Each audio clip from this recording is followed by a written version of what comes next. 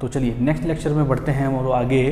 तो जैसे कि हम लोगों ने लास्ट लेक्चर में पढ़ा कि इलेक्ट्रिक फील्ड की जो है एक्सियल लाइन में कितना वैल्यू होता है, तो उसका आंसर आता है हमारे पास, उसका आंसर आता है E axial is equal to 1/4 pi epsilon naught 1/4 pi epsilon naught 2p by r cube, ये आता है एक्सियल में। चलिए आज जो है हम लोग इसका टॉपिक को आगे बढ़ाते हैं।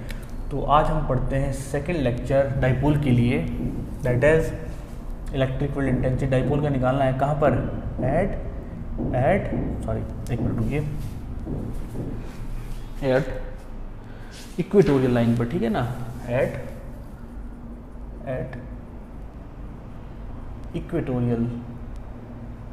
इक्वेटोरियल लाइन पर हम लोगों ने इसको क्या करना है बेटा, फाइंड आउट करना है। इक्वेटोरियल लाइन पर इसको क्या करना है, इलेक्ट्रिक फील्ड को फाइंड आउट करना है। तो चलिए अब इक्वेटोरियल कौन सा होता है उसको जान लेते हैं पहले। तो देखिए जरा, हमारे पास मान लीजिए बेटा, ध्यान रखिएगा एक बात इंपॉर्टेंट है बेटा, ये इंपॉर्टेंट है बेटा, ये थोड़ा सा, ये है हमारे पास एक पॉजिटिव चार्ज प्लस क्यू। फिर से देखिए, ये चार्ज हमने बना लिया, ये वैल्यू है बेटा कितना, पॉजिटिव क्यू, और ये हमारे पास हो जाता है एक दूसरा चार्ज दैट इज कॉल्ड, देखिए दूसरा चार्ज हम बना लेते हैं, इसका वैल्यू कितना है बेटा, नेगेटिव क्यू। क्लियर है ना बात। और इनके बीच का डिस्टेंस कितना होता है, ये डिस्टेंस कितना है बेटा, 2l, ठीक है ना। और ये हम कंसिडर कर लेते हैं कि ये सेंटर पे है, O पॉइंट मान लेते हैं इसको, तो ये भी L होगा और ये भी L होगा। क्लियर है ना बात। ओके, लास्ट लेक्चर में हम लोगों ने क्या पढ़ा, एक्सियल लाइन में। देखिए ये है एक्सिस, दोनों को मिलाने वाली लाइन, दोनों चार्जेस को जो मिलाने वाली लाइन होती है उसी को अगर आगे पीछे बढ़ा दूँ तो ये हमारा एक्सियल लाइन कहलाता है। तो इसमें कहीं पे यहाँ पे कहीं पे भी निकाल लो, वो एक्सियल लाइन कहलाती है। आज पढ़ेंगे इक्वेटोरियल लाइन। तो इसका परपेंडिकुलर देखिए जरा, तो इसका परपेंडिकुलर, इस डाइपोल का परपेंडिकुलर कौन होता है, डाइपोल ये है, तो परपेंडिकुलर यही तो होगा। तो इस परपेंडिकुलर लाइन पर कहीं भी हमको इलेक्ट्रिक फील्ड को फाइंड करना है। तो चलिए यहाँ पर हम क्या मान लेते हैं, कुछ दूरी पर जहाँ पर इलेक्ट्रिक फील्ड को फाइंड करना है उस पॉइंट को मान लेते हैं हम लोग क्या, P पॉइंट कंसिडर कर लेते हैं। ध्यान रखिएगा, जिस पॉइंट पर हमको इलेक्ट्रिक फील्ड को फाइंड करना है उसको हम P पॉइंट कंसिडर कर लेते हैं। और all the distances measured from centre of the dipole, तो यहाँ से यहाँ तक की डिस्टेंस को हम क्या मानते हैं, r, स्मॉल r कंसिडर कर लेते हैं। लास्ट लेक्चर में भी हम लोगों ने ऐसे ही पढ़ा था, ठीक है। उसके बाद क्या किया था हम लोगों ने कि पॉजिटिव चार्ज के कारण इस पर इलेक्ट्रिक फील्ड निकाला था। तो वही चलो करते हैं जरा। ये इक्वेटोरियल पॉइंट होता है ना बेटा, ठीक है, जो परपेंडिकुलर होता है डाइपोल की एक्सिस के परपेंडिकुलर, इक्वेटोरियल कहीं भी, यहाँ पे जहाँ मर्जी निकाल लो। तो चलो इलेक्ट्रिक फील्ड काम शुरू करते हैं। तो इलेक्ट्रिक फील्ड, ठीक है ना, यह हुआ इलेक्ट्रिक फील्ड किसकी वजह से, electric field due to positive charge, electric field due to positive charge, कहाँ पर, एट P पॉइंट पर इलेक्ट्रिक फील्ड का वैल्यू इस प्लस चार्ज के कारण कितना होगा।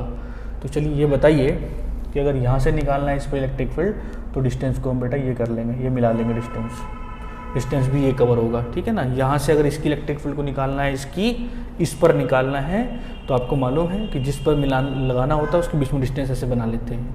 तो ये इसका इलेक्ट्रिक फील्ड इस पॉइंट पे निकाला है, तो डिस्टेंस ये वाला कवर होगा, ठीक है ना। तो बताइए इलेक्ट्रिक फील्ड कितना जाएगा, ई पॉजिटिव के लिए 1/4 pi epsilon not charge upon distance का स्क्वायर। तो यहाँ से यहाँ तक का डिस्टेंस कितना होगा बताइए, ये L है और ये R है, तो ये क्या बन रहा है, 90 डिग्री एंगल बन रहा है। पाइथागोरस लगा देंगे तो ये बन जाएगा r² + l² to the power 1/2, यानी रूट बन गया। क्लियर है ना बात। ओके, ये बन गया हमारा। तो ये डिस्टेंस क्या हो जाएगी, r² + l², उसका अंडर रूट, ठीक है ना, उसका अंडर रूट, ये बन गया। और उसका भी क्या, r² आता है, पढ़ा है ना, 1/4 pi epsilon naught Q by r², distance का स्क्वायर आता है, डिस्टेंस, तो डिस्टेंस कितनी है, इतनी, इसका भी स्क्वायर करेंगे तो रूट हट जाएगा इसके ऊपर, ये आ जाएगा। तो इक्वेशन नंबर 1 मान लेंगे इसको। क्लियर।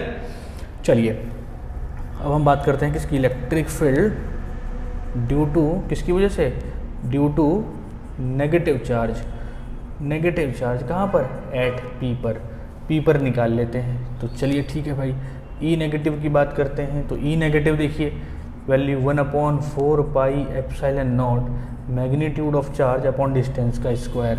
तो ये वाला डिस्टेंस होगा, क्योंकि हम किसके लिए निकाल रहे हैं, नेगेटिव चार्ज के लिए निकाल रहे हैं। तो ये डिस्टेंस भी कितना होगा, r² + l², उसका अंडर रूट, तो कितना आएगा, r² + l², उसका भी अंडर रूट का भी स्क्वायर करेंगे तो हट जाएगा अंडर रूट, ठीक है ना, तो दोनों सेम आ रहा है। ठीक, now from 1 and 2, from 1 and 2 ये बात क्लियर हो चुकी है कि ई पॉजिटिव किसके बराबर आ रहा है, ई नेगेटिव के। ठीक, देखो मैग्नीट्यूड में देखो ये वाला वैल्यू इसके बराबर आ रहा है, दोनों इक्वेशन बराबर हो गई। एक चीज़ और देखो जरा, अगर पॉजिटिव चार्ज से पी पर इलेक्ट्रिक फील्ड बनाता तो किधर बनाता, इधर बनाता। इसको हम क्या बोल रहे हैं, इसकी सीध में, इसकी डायरेक्शन में बनानी है हम लोगों ने। ये बन गई हमारे पास इलेक्ट्रिक, और सही कर लीजिए इसको, ये हमारे पास हो गई हमारे पास क्या, इलेक्ट्रिक फील्ड का पॉजिटिव वाला, ठीक है ना। और नेगेटिव क्या करता है, अपने पास खींचता है इलेक्ट्रिक फील्ड को, तो इसकी इलेक्ट्रिक फील्ड कैसे जाएगी बेटा, इधर जाएगी। ये हमारे पास ई नेगेटिव। क्लियर, दोनों ही वैल्यू बराबर है, इसलिए मैंने दोनों की वैल्यूज क्या की है बेटा, मैग्नीट्यूड में बराबर किया है। नाउ अब हमें क्या करना होता है, दो इलेक्ट्रिक फील्ड दिया हुआ है, इनका नेट निकालना है, और जो नेट इलेक्ट्रिक फील्ड निकलेगा वही इक्वेटोरियल पॉइंट पर क्या निकलेगी, इलेक्ट्रिक फील्ड इंटेंसिटी निकलेगी डाइपोल की। तो चलिए इसका नेट निकालते हैं। इसको नेट निकालने के लिए हम क्या करते हैं, देखिए हम एक लाइन कंसिडर करते हैं ऐसे करके, ठीक है बेटा, ओके ठीक।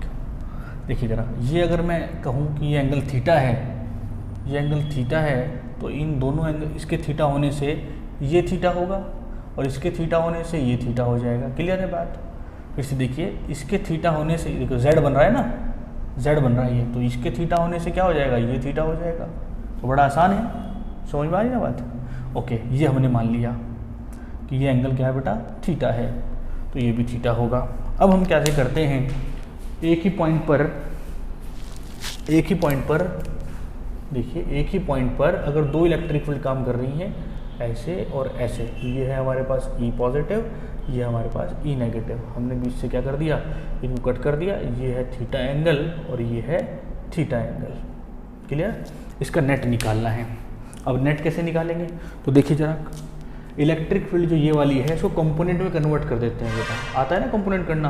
देखिए ई पॉजिटिव का ये वाला क्योंकि दोनों ही इलेक्ट्रिक फील्ड सेम है, ई पॉजिटिव और इक्वल टू, इसको मैं ई मान लेता हूँ, ठीक है ना, इसको मैं ई मान लेता हूँ। चलो ना भी मानो तो कोई दिक्कत नहीं है यार।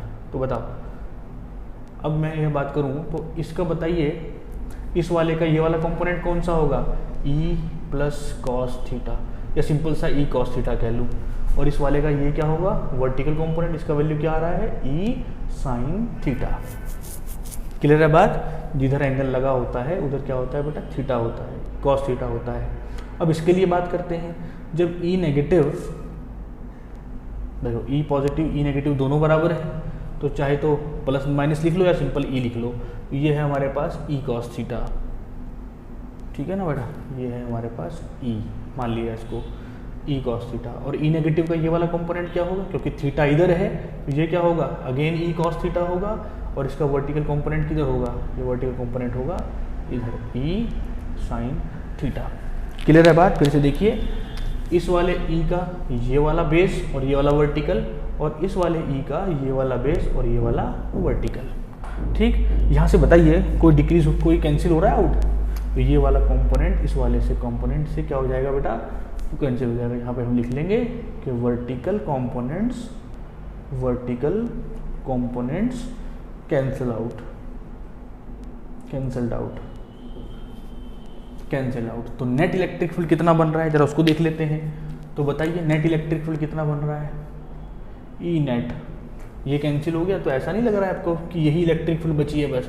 भाई इसको तो तोड़ दिया ना दो पार्ट में, E cos theta E sine theta, इसको भी तोड़ दिया है, तो अब तो ये रहे ही ना, अब तो सिर्फ ये रहेगा और ये रहेंगे, ये कैंसिल हो चुका है, तो नेट ये बचा। तो ई कितना बचा, ई कॉस थीटा पहले वाले का और दूसरे वाले का ई कॉस थीटा, दोनों के दोनों एक ही डायरेक्शन में है, इसलिए हम क्या कर लेंगे ऐड। कितना आया, 2e कॉस थीटा। अब ई को हमने क्या माना, ई को हमने माना ई प्लस या ई नेगेटिव, जो मर्जी रखना चाहो। तो ई का वैल्यू कितना रखो, ई पॉजिटिव या ई नेगेटिव, दोनों में से कुछ भी रख लो। तो कितना आ गया, 1/4 पाई एप्सिलॉन नॉट, कितना आया बताइए जरा आगे, Q/r² प्लस L²। क्लियर, ये आ गया हमारे पास, इंटू यहाँ पे क्या लगाएंगे, कॉस थीटा। नाउ अब किसी भी कोई सा भी देखिए, अब हमें बात करनी है कॉस थीटा के ऊपर। यहाँ पे देखिए जरा, किसी भी ट्राइंगल को ले लीजिए आप, यहाँ पे देखिए ये है थीटा और ये है 90 डिग्री, ठीक है ना। तो इस वाले ट्रायंगल को ले लीजिए, इसका नाम है P, इसका नाम है O, इसका नाम है A, इसका नाम है B। तो किस ट्रायंगल को लेके चलूँ, तो इन ट्रायंगल, कौन सा ट्रायंगल लेके चलूँ, in triangle OAP, OAP, OAP। तो बताइए cos थीटा का वैल्यू क्या आ रहा है यहाँ पे, cos थीटा का वैल्यू क्या आ रहा है, cos थीटा क्या होता है, बेस अपॉन हाइपोटेन्यूज। तो बेस कितना है बेटा इसका, दिस, और हाइपोटेन्यूज कितना है, ये वाला। तो ये आ जाएगा हमारे पास L upon R square plus L square to the power root यानी 1/2। क्लियर। ये वैल्यू है हमारा किसका, cos थीटा का। अब इस चीज़ को हमने कहाँ पुट कर दिया, यहाँ पर। ये क्या है हमारे पास, ई नेट, इसको हम इक्विटोरियल भी बोलते हैं, इक्विटोरियल भी बोलते हैं। तो चलिए, तो हमारे पास ई इक्विटोरियल बन रहा है 2 × 1/4πε0 Q by R square plus L square, और यहाँ पर cos थीटा का वैल्यू हमने रखा L upon R square plus L square to the power कितना बेटा, 1/2, 1/2। चलिए, तो यहाँ पर देखिए जरा कितना बन गया बेटा, इसको थोड़ा सा और आगे बढ़ाता हूँ। तो 2QL मिलकर क्या बनाएंगे, P। क्लियर है बात, 2QL। तो 2QL क्या होता है हमारे पास, P होता है, ठीक है ना, डाइपोल मोमेंट। नीचे देखिए जरा, 1/4πε0 तो ऐसे ही रहा, 2QL हमारा P बन गया। ये नीचे कितना बना, R square plus L square to the power, यहाँ पर 1 है, यहाँ पर 1/2, आंसर आ गया 3/2। 3/2 हमारे पास आ गया ई इक्विटोरियल। आगे बढ़ाते हैं, यहाँ पे देखिए जरा। अब R square plus L square की बात करते हैं। तो हमको मालूम है since R is greater than L, so R square क्या होगा, very very greater than to L square. तो इसको क्या कर देंगे बेटा, इसको क्या कर देंगे, नेगलेक्ट कर देंगे।